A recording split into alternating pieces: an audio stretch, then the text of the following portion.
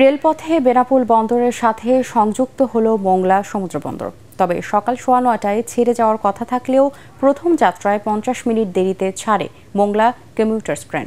এর ফলে দীর্ঘ 138 কিলোমিটার পথ মাত্র 85 টাকায় পেরিয়ে যেতে পারবেন যাত্রীরা। বেনাপোল প্রতিনিধি আহমেদ আলী শাহিনের তথ্যচিত্রে জাহিদুল আলমের রিপোর্ট।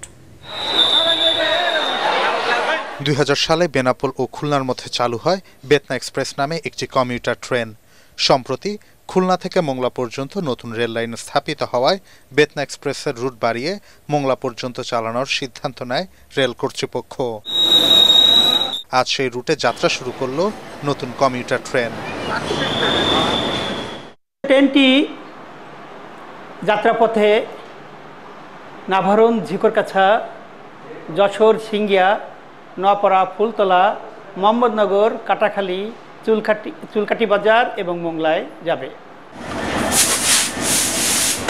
যদিও প্রথম যাত্রায় ট্রেনের 549 জন যাত্রীর মধ্যে মাত্র 37 জন যাত্রী মোংলার, তবে বেনাপোল থেকে মোংলা পর্যন্ত রেল চলাচল শুরু হওয়ায় আনন্দিত বেনাপোলবাসী। আমাদের বেনাপোল থেকে মোংলা প্রথম যাচ্ছে, সেক্ষেত্রে যাওয়ার অনুভূতিটাও অনেক আনন্দের। বন্ধুবান্ধব মিলে আজকে নতুনভাবে মোংলাতে যাচ্ছি ঘুরতে, আমরা খুবই আনন্দিত। ব্যবসায়িক কাজে বেনাপোল থেকে মোংলায় অনেক সময় যেতে হয়, তাই অনেক ভোগান্তি পড়তে হয়, তাই এই ট্রেন চালু হতে আমরা খুব আনন্দিত।